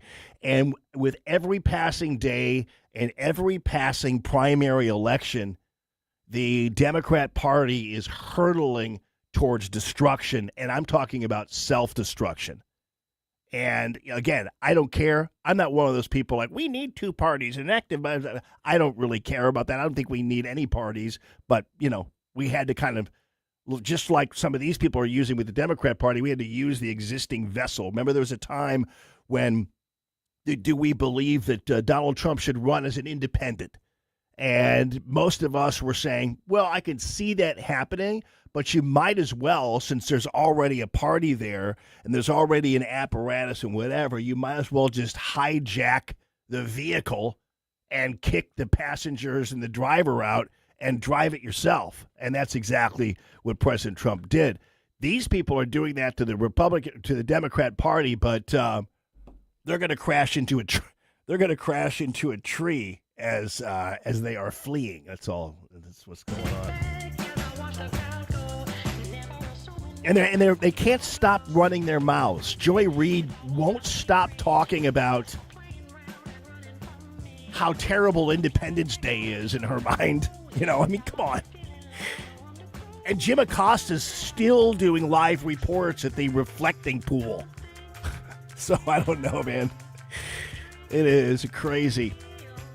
But it's Common Sense Radio, ladies and gents. And this is News Talk STL.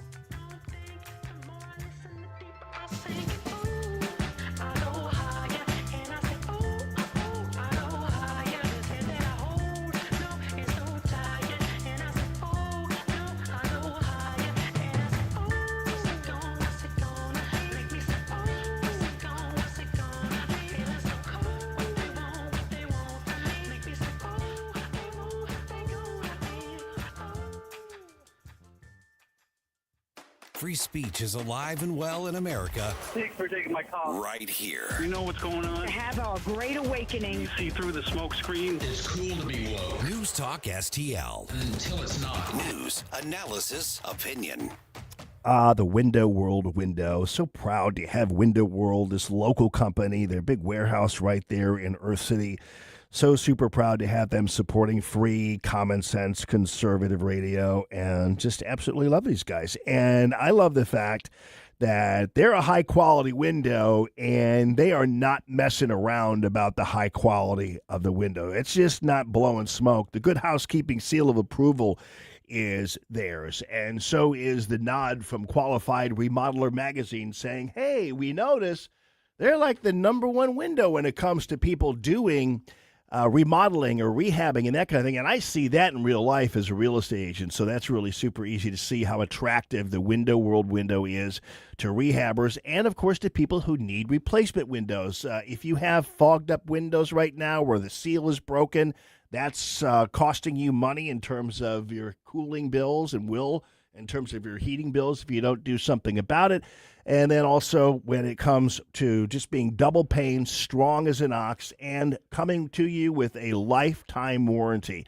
And that is really cool on parts, service, breakage, you name it. Lifetime warranty on the Window World window. That's how much Window World loves its windows. They stand by the windows for a lifetime. They have financing plans for you if you want to do some whole house project, whatever, or if you just need a couple windows replaced, whatever, Window World will be there for you. 1-800-GET-WINDOWS, 1-800-GET-WINDOWS.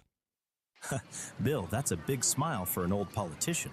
I'm thinking about our plan. It's slick enough to make a lobbyist blush. First, we hoodwink voters with Amendment 5. Tell them it's a tax cut. Once they're hooked, we decide who pays the higher taxes. So it's not a tax cut plan, and we don't get a say? Right, just swaps who pays the tax, but it does remove 3 voter-passed taxpayer constitutional protections. That lets us levy new taxes on services, increase sales taxes, and even tax home sales. And voters will no longer get to vote on tax hikes. Higher sales taxes on groceries, gas, service taxes on doctor visits, childcare, and even rent on apartments. Jeez. Taxes could exceed 20%. Sure, they figure that up to 80% of taxpayers will pay more taxes. Many, hundreds more. Seniors, they'll get hit even harder. But our big donors will cut a fat hog. The ones getting butchered by Amendment 5 are most taxpayers. I'm voting no on 5. Paid for by Missourians for fair taxation. Hey, it's Tony Colombo, and it's tough to pick, but my favorite sandwich at Capriotti's is the cheesesteak with a side of Cap's awesome fries. Visit Capriotti's now at 2 locations on Manchester at McKnight and Rock Hill, and now in Creve Coeur on Olive, just 1 mile west of 270. JC's Wayback Machine. Next week is the 39th anniversary of the Betzer Pond Scum stunt. We'll take you all the way back to its origin and how it's popped up everywhere from New York City television to Regis on Millionaire. But why pond scum? You know, a guy called me that years ago. I never knew what he meant. Pond scum. And the shocking death of Jim Morrison next week in 1971. All brought to you by the Weber Automotive Group. It's JC's Wayback Machine. Every Saturday night, 6 to 9. On News Talk STL. On the next Larry Connors USA. The story behind the story. This month, 1950, we entered a police action. My dad says it was a war. Larry Connors USA. Now, weeknights 6 until 8 on News Talk STL. The Allman Report, sponsored by Buckingham Pest Control and Insulation.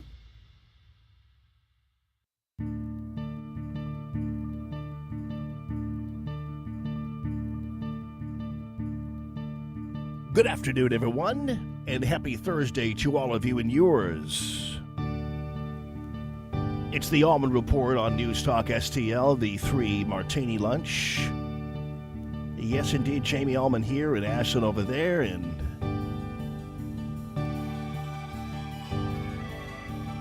some of these guys, especially like Hakeem Jeffries, are now trapped.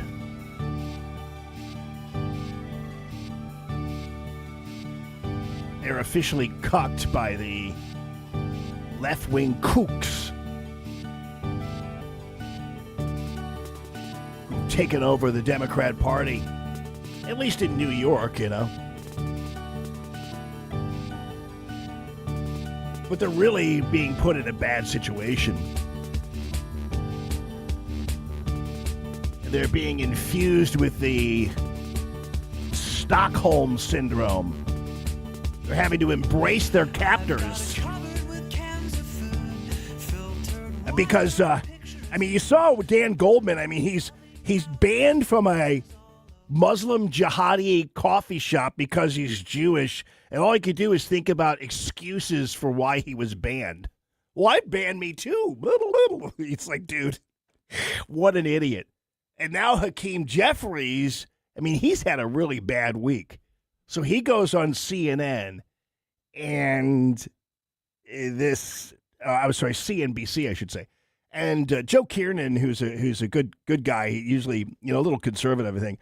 But he's talking to Hakeem Jeffries, and Hakeem Jeffries is being invited to condemn this congressional nominee who will be the next congressman from New York, Darizala Villa-Chevalier, for being an absolute crazy woman. Republicans are trying to destroy right now. I remember last time you were on, and you said almost the same thing that you just said, and we all nod. And I know it takes time from the interview and everything, but it doesn't really answer the question that Andrew said. We all agree with what you just said, but it totally shifted from what we're talking about, is whether when the Democratic Party includes someone in that tent that believes these things, I don't think any of those things are going to solve what you just talked about or an answer to any of our problems. That she wants to abolish police, prisons, and borders. Delineate so eloquently. They were saying, you're next,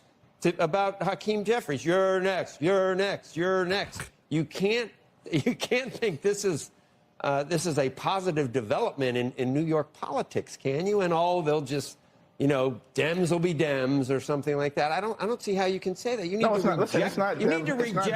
You need to reject those things. I think. First of all, I've clearly rejected those things. That's number one. Number two, and my record speaks for itself. This is not a Dems will be Dems situation. Donald Trump is the president of the United States of America right now. Are you kidding me? So he has to switch it to but Trump. But the fact of the matter is, he goes, well, yeah, I don't agree with those things, but he doesn't really say it explicitly, and he's just kind of trapped in this because essentially, maybe on CNBC he can say that, but he's not going to be out there on the stump or within Democrat Party circles or whatever else talking about it. He's not going to be talking about how wrong it is to abolish the police or defund the police or things like that.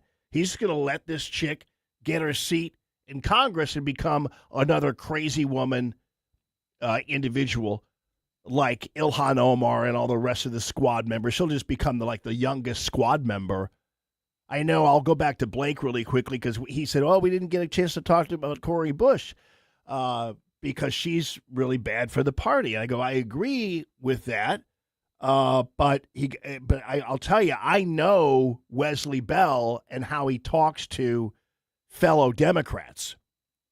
And he talks to fellow Democrats the same way Cori Bush talks to the general public. And that's because I am on kind of this, I'm doing some reverse text stringing. So I one time got on this Democrat text string purposely to see how they talk with each other. And there's a little note from Wesley Bell, and he wants to, he wants to impeach President Trump and do all this other left-wing nonsense, even though Wesley Bell comes across in front of everybody as, I'm just a moderate little Gephardt-type puppy dog. And really, when these guys talk amongst themselves, they talk militantly, and they talk like crazy leftists, and that's the bottom line. So don't let any of that fool you. Because in the fundraising circles and the circles where they're talking to individuals who are Democrat voters, that's how they sound. When Wesley Bell's talking to, some conservative outlet or some mainstream outlet, he's acting as if he's different. I don't think there's any question that personality-wise, I know him. So I really think he's a good guy, but he's got really super bad ideas. And you're probably thinking, well, how are you a good guy when you have super bad ideas? It's I don't know. I'm just saying that. But that's the bottom line. But these guys have a real problem on their hands. And again, I don't care. Hey, let's go to 58 real quickly, if you don't mind. I want to cover this really quickly. The New York Times, this is unbelievable these people do this, but there is a headline on the story where they are talking about the pregnancy clothing of Usha Vance, Katie Miller, and young Caroline. As you know, all three of them are pregnant, and so that's become kind of a thing. And the headline on the story by this fashion writer at the New York Times, the power of politics, the politics and power of the pregnancy image. And so they're talking about how these women are flaunting the fact that they're pregnant, like as if that's not hard to do, by the way, that you're, and yeah, they're coming off of planes and holding their stomachs and wearing all these tight-knit dresses and things like that. It's wow, you're pregnancy shaming these women. Now, if you look at the woman who wrote it, you can tell why she's probably somewhat jealous of these beautiful women. But the fact of the matter is that really where the New York Times, is that the hill the New York Times wants to die on by trying to embarrass these women? But the best response was from Usha Vance. She put this out on her Twitter, and she basically said that now that we know the political significance of my $8.75 coral maternity dress from Old Navy, can't wait to hear what the New York Times has to say about my elastic waistband pants and compression socks. And she's like totally making fun of them. Way to go, Usha. But that's the kind of stuff we're getting. You saw from the Democrat Party and the Democrat media. These people can't help themselves. And I'm not about to help them. So you're on your own, you guys. You guys have a wonderful rest of your day. Ashlyn, thank you so much for everything. Coming up next, it's Tony Colombo and Company here on News Talk STL. When the storm hits and a tree comes down, you need someone you can trust right now. OLI Outdoor Services in Godfrey is on call 24/7 for emergency tree removal, trimming, stump grinding, and land clearing. Serving Illinois and Missouri with licensed, insured